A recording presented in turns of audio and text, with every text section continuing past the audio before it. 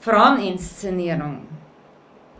Kommt's, Frauen, gehen wir Eierstock schießen, gehen wir Gebärmutter schraufen, schlagen wir zu mit dem Weiberverstand. Ich will's Regelblut spritzen sehen. Vielleicht können wir uns dann auch einmal so brüsten wie die Männer. Das habe ich geschrieben nach einem Poetry Slam, wo die Frauen sehr schlecht bewertet worden sind.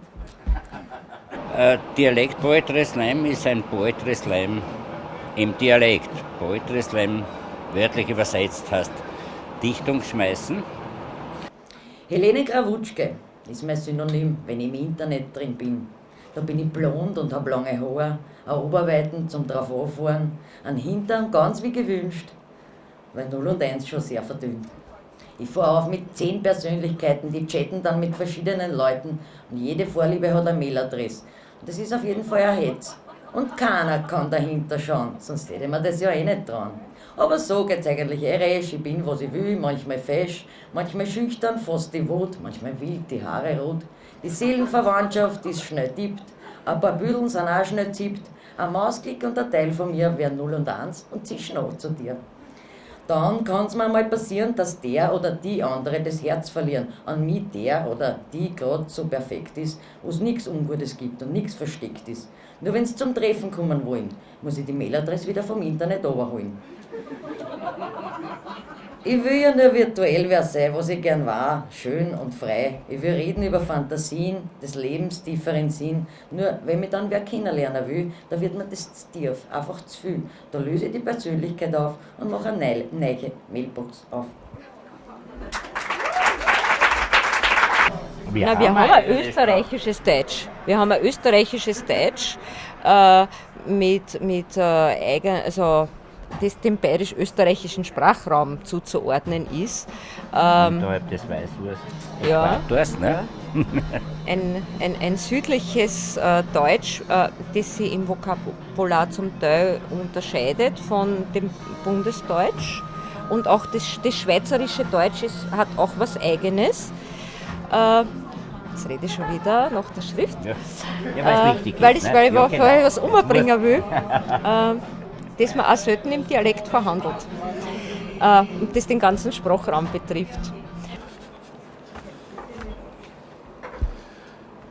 Ich habe da gesehen, da sind heute so viele junge Leute da, jetzt haben wir gedacht, die tun Neuwienerisch lesen ein bisschen, dass die auch was verstehen. Neuwienerisch, Vulgo, Kindergarten, Hochdeutsch. Mama, bitte darf ich ein Kipferl? Nein, Oliver, wir essen dann gleich. Mama, bitte ein Kipferl? Nein, Oliver. Mama, bitte, bitte. Nein, weil sonst hast nachher keinen Hunger. Mama, bitte nur ein Kipferl? Na, Oliver. Mama, bitte, warum nicht? Na, hab ich gesagt. Mama, bitte! Na, und auch Ruhe ist und halt die Goschen, sonst passt's. Es sind hauptsächlich Städter, also ich habe jetzt nicht gegen die Städter, ich bin auch Städter, aber die das gern, die das Gefühl haben, wenn man einen richtigen Dialekt redet, dann hat das was mit Bäuerisch sitzen da. Obwohl Bauer sich auch nicht schlecht ist, aber die haben halt das Gefühl, das ist intellektuell nicht so, oder meint man ist doof oder keine Ahnung, woher das kommt. Aber ich fühle mich jetzt nicht doof, wenn ich Dialekt rede, überhaupt nicht. Aber ja, die haben halt das Gefühl, Hochdeutsch, vornehmer, nöbliger, intellektueller. Aber so ganz wirklich lösen kann sie sich auch nicht davor, weil halt im Alltag dann ständig konfrontiert wirst mit dem Dialekt. Aber wenn das Kindergarten Hochdeutsch dann ins jugendlichen Alter kommt, klingt so. Hast schon gehört, sagt die Stefanie, die Natalie hat ein Kind gekriegt. Ui, lieb, sagt die Sidonie. Dabei ist sie erst 16, sagt die Valerie. Aber lieb, sagt die Leonie. Aber schon arg, sagt die Marie-Sophie. Und wie heißt, sagt die Amelie. Sodomi, sagt die Melanie. Gell lieb, sagt die Angeli. Ja, und also das heißt, es gibt ein österreichisches Deutsch und das ist was komplett anderes als euer Bundesdeutsch. Es wird nur viel zu wenig trotzdem anerkannt und ist viel zu wenig im allgemeinen Bewusstsein im ganzen deutschen Sprachraum. Und ich habe jetzt und es unlängst wird auch, Entschuldigung, wenn ich unterbreche, es wird auch viel zu oft nur festgemacht an irgendwelchen Ausdrücken, an Semmel statt Brötchen und das ist es nicht. Eine echte Frau erkennt man an die herrlich langen Haaren. Am besten bis zu die Fersen gar. Und ein tolles Weibchen hat unter ihren Leibchen pralle, tralle Formen und einen Busen, einen enormen. Ich hab vorne Lotten hinter Bredel. Sowas ist kein ordentliches Mädel. Und mit meiner Stoppelglotzen kehre ich nicht grad zu die Fashion-Kotzen.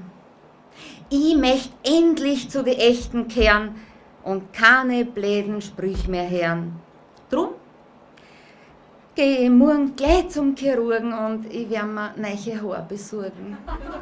Wirklich, die Politik hat versäumt, also das mit dem entsprechenden Gewicht einzubringen. Es gibt ja eine Österreich-Redaktion des Duden und so weiter.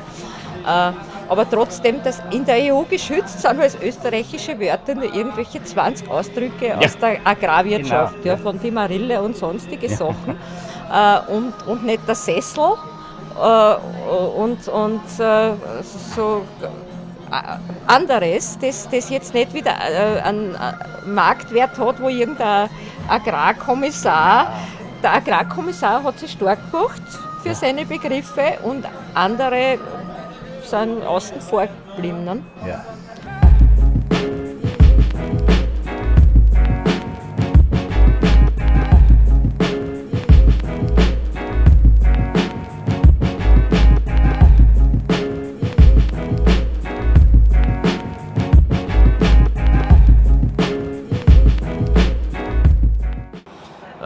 Ich glaube, so unterrepräsentiert ist die Dialektliteratur nicht in der Veröffentlichung. Und ich habe da auch eine ganz persönliche Unterscheidung noch zwischen Mundart und Dialekt. Das ist also für mich, Dialekt ist also das, was die Helga auch vorhin gesagt hat, dieses Lebendige, dieses Tatsächliche, das Gelebte. Und Mundart ist für mich zumindest das Bewahren des Althergebrachten. Was auch immer das auch gesellschaftspolitisch bedeuten mag. Nachwort, Nachruf, Nachred. Heimsuchen, heimtrauen, heimgehen. Reihenhaus, Reihengrab, Reihen.